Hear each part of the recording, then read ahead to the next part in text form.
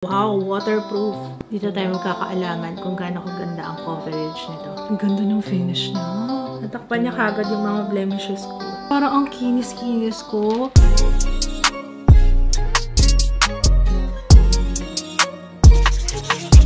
Hello everyone! Welcome back sa ating channel. Ang dami ko nababasang request nito. So, let's do a first impression review and wear test ng Skintific Coverall Perfect Cushion. Meron siyang SPF 35 PA++++.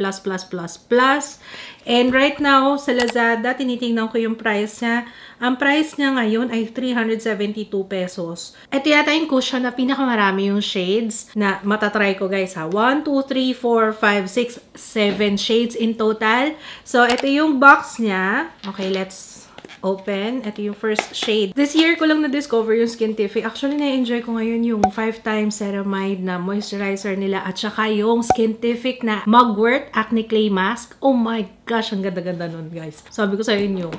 Okay, ayan. May compartment yung sponge niya. And then, ayan, maganda yung salamin niya, ha? And when we open, naka-seal din yan. So, let's just remove yung seal. May isang shade for the cool undertone, tapos tatlong shade for neutral, and tatlo ring warm. Raincoat Protective Film Tech. It blocks water. Wow, waterproof. Blocks water and oil, cover dullness and discoloration, lasting for 12 hours. Meron din siyang Nano Powder Tech. 0.25 micron silicone cross-polymer provides high coverage and blurs imperfections. Wow, meron din siyang 5x ceramide. Kaya excited ako dito kasi nga gusto ko yung skincare routine ko ngayon. Consisting of 5x ceramide na moisturizer nila na very, very good talaga. Meron siyang 5x ceramide, may centella, may hyaluronic acid. Alright, so mag-swatch muna tayo kasi of course, hindi ko pa alam kung anong swatch. Hindi ko alam kung anong shade ko. So let's start with 01. Ito yung vanilla. Ito yung cool tone. Nag-iisang cool tone. Okay. Okay, this one is number 2, ivory. Ito naman, neutral shade na siya. Ayan, si 02, ivory. Next is 03 or petal. May kita yung shade dito sa likod, guys, ha. Hindi ko na kailangan idiin yung daliri ko. Very saturated siya. Alright. So, ayan, si number 03. By the way, ang laman pala niya ay 11 grams. Pero sana meron silang refill. Next is 03A. This one is almond. Ito naman warm na. Kung itong dalawa neutral, ito warm. That's 03A almond. And then next shade is 04 beige. Okay, ayan si beige. 04. Neutral siya. Next one is 05 sand. Warm pa rin to. Hindi na kasha. Okay, ayan. 05 sand. And then last one is 06 honey. Ito yung darkest shade. Ayan. Warm din siya. So, ayan. Kung kailangan nyo na screenshot. Okay. So, let's use si petal. Neutral. Para safe. Okay. Let's apply. Sunscreen lang yung nilagay ko sa face ko, guys, ha. Dito tayo magkakaalaman kung gaano kaganda ang coverage nito. Ang ganda ng finish niya. Ang ganda ng pagka-blur niya sa aking skin. Tingnan nyo, oh. Nakikita pa rin yung glow sa cheeks ko. Wala akong nilagay na primer. I have textured skin. Na-blur out niya yung pores ko, oh. Compare natin, ha. Ito yung wala pa. Ito yung meron na. At saka bilis niya mag-set, ha? Which is a good thing sa akin kasi lagi naman ako nagmamadali pag nagme-makeup. Wala tayong time na maghintay-hintay pa. Okay, isang layer lang yung nilagay ko. Ang ganda niya, ha? Nalagay na rin ako sa leeg, guys. Ang ganda pati niya sa skin. Wala akong nafe-feel sa kanya. Kahit ano, wala akong nafe-feel. Kasi ang bilis nga niya mag-set. Yung finish niya is demi-matte. Not totally matte kasi nakikita mo pa yung glow dito sa cheeks. Which is very good. Gustong-gusto ko yan. And ito yung wala pa. Kitang-kita yung redness ko. Ayan. Ang ganda ng finish na. Wow, wow, wow, wow. Tsaka kahit hindi ka na mag-powder. Alam niyo yun? Okay, so i-apply na natin. Mabilis lang siya. Pati i-apply. Wala akong problema sa application. Okay naman yung sponge. So, ang ginagawa ko is pat, ha? Patting motion, ganyan. Parang dinidiin mo siya sa skin, ganon. Ang galing, ang ganda, pati coverage. Parang hindi ko na kailangan mag-concealer dito. Natakpan niya kagad yung mga blemishes ko. Ay, ang ganda. Gusto ko to. Guys, ang ganda. Ang kinis niya sa skin, oh. Tsaka very forgiving sa textured skin. Pati yung tone niya, yung undertone niya, perfect. Parang skin mo lang din. I like it. Okay, so minimal baking lang yung gagawin ko at ang i-apply natin is, okay, ito si Dr. Sensitive All Day No Sebum Blur Powder. Soft Focus Effect Translucent. Na-try ko na to before pero nakalimutan ko na. Wala kayong mapipiga sa akin na review. Ngayon ko pa lang, sige. Parang first impression na rin. Isama na rin natin to, no? O tayo ng puff. Small velvet puff. Kung ano yung usual na way ko to bake. Okay, so tapusin ko muna yung aking face and I will be back. Ang ganda-ganda niya. Parang ang kinis-kinis ko. Next time, iiwas ko lang siya ng konti dito sa under eye area. Kasi dahil nga matte siya, na-emphasize yung, ayan yung lines dito sa ilalim ng mata. Pero okay lang naman. Natural lang naman yung mga lines na yan, ano. Pero minsan kasi pag na-emphasize siya ng husto, nagmumukhang, you know, mas matured yung mukha. Ayan, oo. Pero anyway, maliban doon, okay naman siya sa akin. Parang, hello, 300 lang siya. Oo, ngayon kasi nakasale siya. Pero yung regular price niya, kung hindi ako nagkakamali, parang 599. Guys, comment down below kasi hindi ako sure kung yun nga talaga yung price niya, no? Pero, what can you say? Parang ano, grabe talaga. Grabe yung coverage niya. Hindi ako naglagay ng concealer. Pero, kahit ganun kaganda yung coverage niya, hindi siya ganun kakapal. You know, yung mafe-feel mo na parang ang heavy sa feeling sa face dahil nga yung coverage niya ganun. Pero ito sobrang komportable. Para ka lang nag-apply ng face powder. You know, yung compact powder. Parang ganung feeling lang. Pero I like it. I like.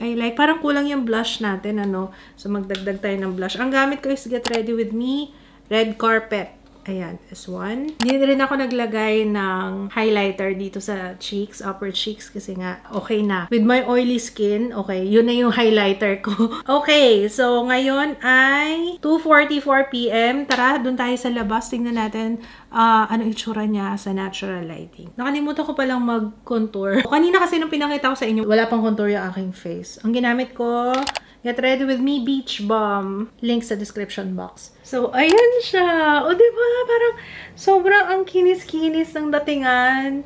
Parang, hi. Hello, bago nga pala yung skin ko. Parang nagbago yung skin ko talaga. Okay, so, ayan siya.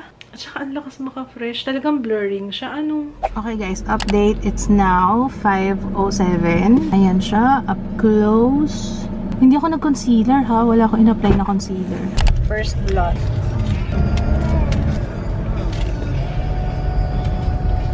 Okay, it's now 10:13 PM. So, 7 hours going 8 hours na tayo. Isang beses lang ako nag-blot kanina. And I think mga bandang 5:30 yun nung nag-blot ako. Tapos ngayon, mag-blot tayo para mapakita ko rin sa inyo kung gano'n na karaming oil after ng 5:30 kanina. Of course, I'm using yung blotting paper, Lux Organics and Flutes. Okay, let's blot. Dito muna tayo sa noo. Kasi talagang yung noo ko ang pinaka-grabe mag-oil up and yung kilay na part. Pero alam nyo, kahit na mag-blot ako, tingnan nyo, oh. Ang ganda pa rin niya sa skin. Nag-crease na yung aking eyeshadow.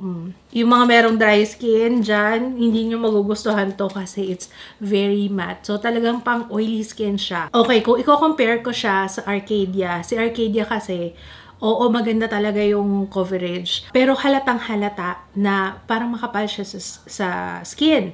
Pero ito, hindi siya ganun. Parang peeking through pa rin, pero maganda yung coverage niya. However, pagdating sa oil control, mas panalo si Arcadia definitely.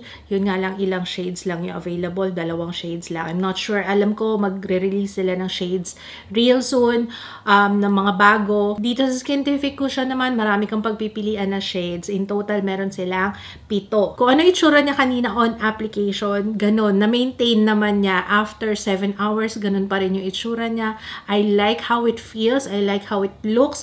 Parang ang radiant ng skin ko buong araw. Hindi na kailangan na additional na primer kasi hindi naman niya na-emphasize yung visible pores ko and yung texture ng skin ko, which is really nice, by the way, considering matte yung finish nito. Kahit sa photo, kahit sa natural lighting, maganda talaga yung itsura niya. Yun nga lang, hindi ako nag-flash test, ano, pero pag may pictorial ka and flash, gagamitan ng flash, usually ako personal opinion, hindi ako gumagamit ng may SPF kasi for sure may white cast yan. And eto may SPF talaga siya. Meron siyang additional na skincare benefits na plus din, and for its price, sa true lang mura, sulit na siya para sa akin kasi ang mura niya. Sana pag binuhos ko tong video na to, nakasale pa rin siya.